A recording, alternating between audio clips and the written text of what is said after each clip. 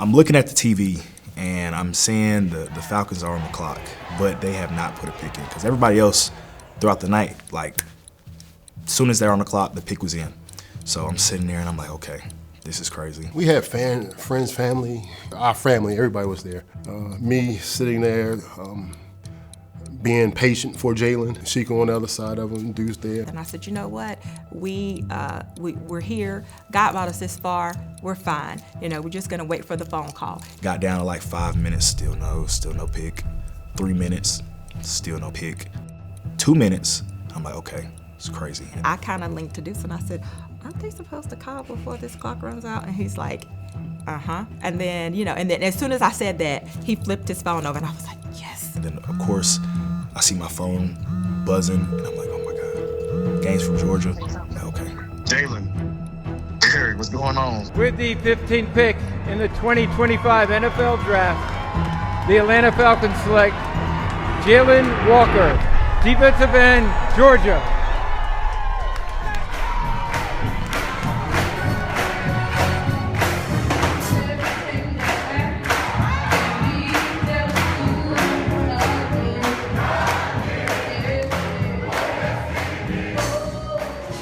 Jalon was born in Conway, South Carolina, and as a child, he was just excited about everything. Originally from Conway, South Carolina, grew up there. My dad was a coach down in Coastal, and I enjoyed Conway so much just because of the breeze and the palm trees, and I had the mix of being 15 minutes from Myrtle Beach, so it was a nice little day trip to go to the beach. He loved the beach, loved going, playing in the sand, he and his brother, and he just, anything fun, exciting, it was him. He was all in. Jalon was a enthusiastic kid who's always interested in a little bit of everything. He was one that was willing to learn and looking forward to learning many things, so he was a fun kid. As a college coach, it was tough to be around all the time, but every time he would come out to the football field to hang out with our team and watch those guys practice and play, you can see the interest that he had in sports. Being in a locker room with collegiate athletes when I was younger, it was kind of like they were my older brothers, so I was able to still connect with them to this day. These guys are like my older brothers. They were role models to me at a young age, and when me and my younger brother came around, they were always there to make sure we were good and taken care of. To be honest, when they were little, they would argue about everything. They were very competitive, always competing. It could be who's going to get in the front seat first, who's going to finish the food first, or whatever. They were always very competitive. But over the years, they grew to be, really tight. They had a really tight bond. I went to a private middle school, and we didn't have a football team, so that late start was on an AAU squad I played with, and that's how I started. Well, we always preached in our house, play whatever you like, play when you want to play, but if you start a sport, you have to finish it. And so we encouraged them to play different sports, and seeing him play soccer and basketball. He did try golf at one point. I think it was a little too slow for him, I think. We enjoyed the fact that, when Jalon was a soccer player and being the goalie, he was able to use his length, long arms and big hands, and quickness of change direction. We saw the ability to bound off the floor and rebound, being very explosive. And then we also watched him be pretty quick when he went out and ran track. And those things were things that you want young men and kids to develop, and playing all those sports gave him the ability to do so, developing many different ways to kind of make his unique skill set. Having football around my whole life, it felt like I was familiar. I was very familiar with the game just because I've been around it in the locker rooms, in the office with my dad. And once my time came, once I actually was like, man, let's play football, I knew that was my set in stone, like this is what I want to do. We were going away for the weekend to see Curtis's football game, a college game on Saturday, and this travel team played on Saturday. And so I told the coach, Jalon's not going to be there Saturday because we're going to the game. And he was like, what are you talking about? And I said, he's not going to be here. He was like, I need him. He has to be here. Like, we cannot play without him. So I'm like, he must be pretty good if they're going to do all of this, to keep him in town to play. My transition to Salisbury was so easy just because all of my family is from Salisbury. We already knew where I was going to be living, I already knew the whole city. I used to go up there for the summers, and once I lived there, it was easy and plain in sight that this is going to be my home for the next couple of years. I'm not that parent that says, oh my gosh, they're hurting my kid. He was hurting other kids, because he was so aggressive and he just played so hard because he loved it, It was crazy at first when you are the head coach in the community and neither one of your sons playing football. It was a little shocking. I was like, man, I hope my boys come around to it. But when they did have the chance, it was easy for me to separate because my wife and I, we decided we would never pressure our guys to play. I wanted to make sure he enjoyed the game for the reasons that he wanted to take up the game. So, but I'm glad when he did, he fell in love with it, and it was special. I remember my first week getting offers, being from the University of North Carolina.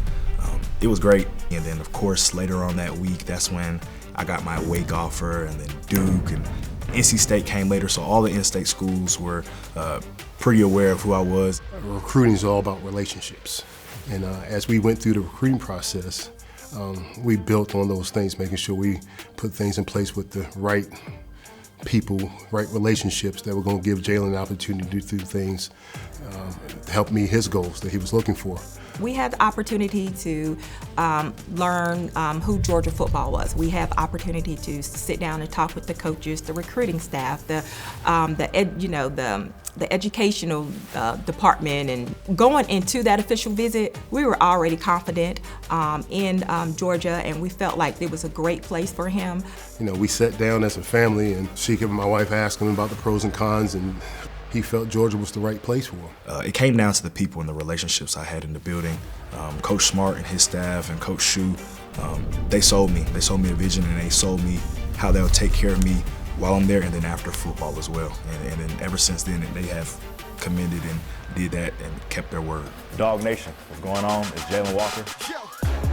Happy living life, they don't understand how we doing. Jalon Walker, there's 11 again. How fired up is Jalon Walker leading this defense? Because that was our plan to begin with. That's that selling point where I got to Georgia. We want you to be everywhere. We want you to play inside back, we want you to play outside back. Seeing that vision before I even got there was phenomenal. And then just from my freshman year to my junior year, each year they added something different just to increase my bag and increase my value throughout the years. That's Jalon Walker in on the set. That stadium is rocking.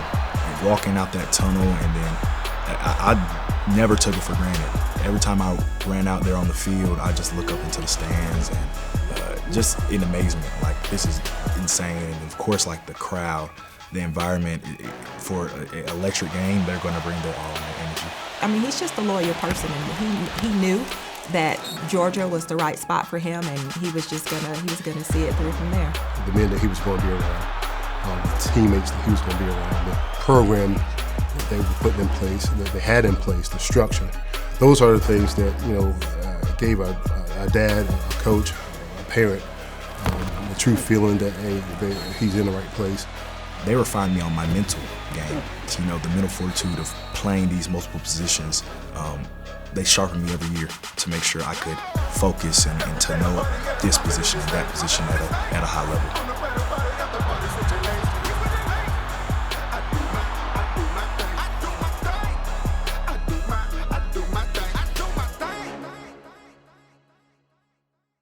We played our last game in New Orleans, and as soon as New Orleans was over, I got back to Athens. I was in Athens for about 2 more weeks and headed to Dallas. And that's where I went to train at the Exos down there. He really leaned on his dad a whole lot, especially talking about, football and what they were going to do in the combines and things of that nature. And then after that, we trained for weeks for the combine. And we get to the combine, and you meet all these teams, you meet so many people. It's a long week. How you doing? I'm doing well. So Good, man, good. You ready for all this stuff, man? I'm excited for the experience. Then after the combine, you sit there again, and some guys have pro days, and of course I had my pro day, and of course after the pro day it was just tick-tock, waiting for the clock.